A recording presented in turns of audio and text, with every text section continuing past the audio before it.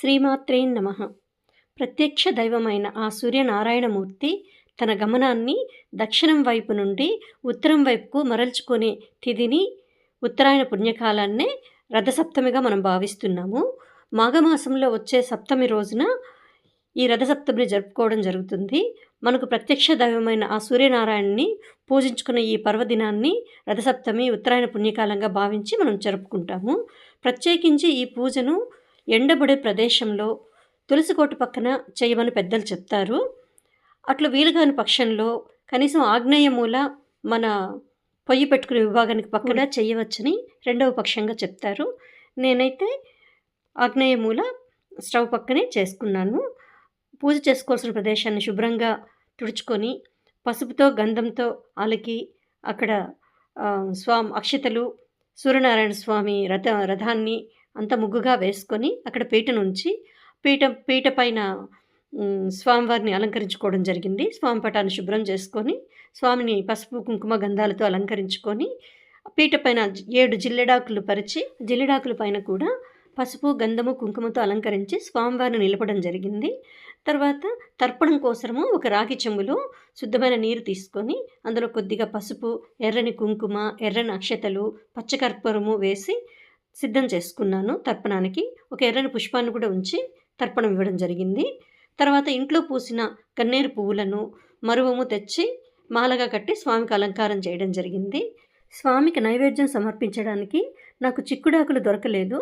అందుకోసం జిల్లెడాకులను శుభ్రం చేసుకొని ఒక విస్తరిలాగా మలచి దానిపైన ఒక పళ్ళెం పెట్టి అందులో స్వామికి తీయని పొంగలి నైవేద్యం పెట్టడం జరిగింది. బెల్లం పొంగల్తో నైవేద్యం చేసి సమర్పించడం జరిగింది. దీపం కోసము గోధుమలు కూడా నేను వాడలేదు. మామూలుగా గోధుమల పైన ప్రమిదను పెట్టి దీపం పెడతాము. కుదరలేదు కాబట్టి నేను గోధుమ పిండితోనే దీపాలు చేశాను. గోధుమ పిండితో 7 దీపాలు చేసుకొని పసుపు కుంకాలు అలంకరించుకొని గోధుమ పిండి దీపాన్ని స్వామికి వెలిగించడం జరిగింది. 7 దీపాలు పెట్టుకున్నాను. ఈ రకంగా ఇంట్లో పూచిన పువ్వులతో బెల్లము, నెయ్యి, పాలు, బియ్యము కలిపి వండిన నైవేద్యంతో గోధుమ పిండి దీపాలతో స్వామివారి పూజ చేసుకున్నాను. షోడశోపచార పూజ చేసుకొని అష్టోత్తరాలు చదువుకొని సూర్యాష్టకంతో పూజ ముగించుకున్నాను. ఈ రకంగా నా రథసప్తమి పూజ పూర్తయింది. మీరందరూ ఎలా చేసుకున్నారో కామెంట్ చేయండి. ఇక స్వామివారి తర్పణం విషయానికి వస్తే మాఘమాసంలో ప్రతిరోజు స్వామికి తర్పణం ఇవ్వడం అనేది చాలా మంచి విషయము. నేనైతే మాఘమాసంలోనే కాదు ప్రతిరోజు స్వామికి తర్పణం ఇస్తాను. తర్పణ శ్లోకంగా నేనైతే ఒక శ్లోకాన్ని చెప్పుకుంటాను. చిన్న శ్లోకమే, మీకు కూడా చెప్తాను. నచ్చితే మీరు కూడా చెప్పుకోండి. మొదటిగా స్వామికి తర్పణం ఎలా ఇవ్వాలో చెప్తాను, తర్వాత శ్లోకం చెప్తాను.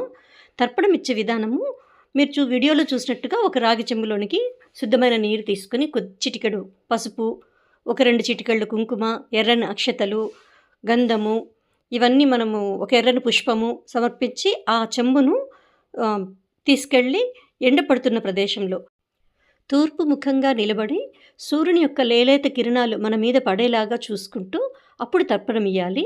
ఆ చెంబును బొటిన వేళ్ళు, చిటికిన వేళ్ళు తగలకుండా 2 చేతులతోన మధ్యలో ఉన్న 3 వేళ్లతో ఇటువైపు అటువైపు పట్టుకొని తల పైభాగం వరకు తీసుకొని పోయి అక్కడి నుంచి నీటిని కిందికి ధారగా వంపుతూ శ్లోకం చెప్పుకోవాలి.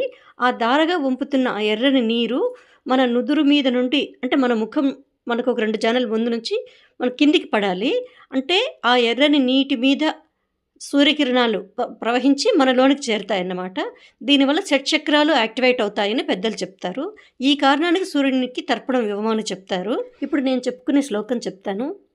ఆదిదేవ నమస్తుభ్యం ప్రసీద మమ భాస్కర, దివాకర నమస్తుభ్యం ప్రభాకర నమోస్తుతే అని శ్లోకం చెప్పుకొని చెంబులోని నీటిని 3 సార్లు కిందికి వంపుతాము.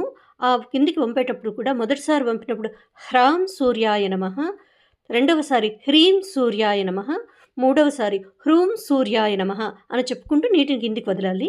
ఈ రకంగా ఆర్గ్యం వదలాలని మా గురువు ద్వారా మేము నేర్చుకున్నాము. నేను మా గురువు ద్వారా నేర్చుకున్న విధానాన్ని మీకు చెప్తున్నాను. మీరు కూడా దీన్ని ఆచరించి ఎన్నో ఆరోగ్య ప్రయోజనాలను పొందుతారని ఆశిస్తున్నాను. వీడియో నచ్చితే లైక్ చేయండి, షేర్ చేయండి, సబ్స్క్రైబ్ చేసుకోండి. మరెన్నో ఆధ్యాత్మిక పూజ వ్రత విధానాల కొరకు మరియు నేను వెళ్ళే గుడిల యొక్క వివరాలు, దాని స్థానిక చరిత్ర కొరకు ఈ ఛానల్ను ఫాలో అవ్వండి. ధన్యవాదాలు.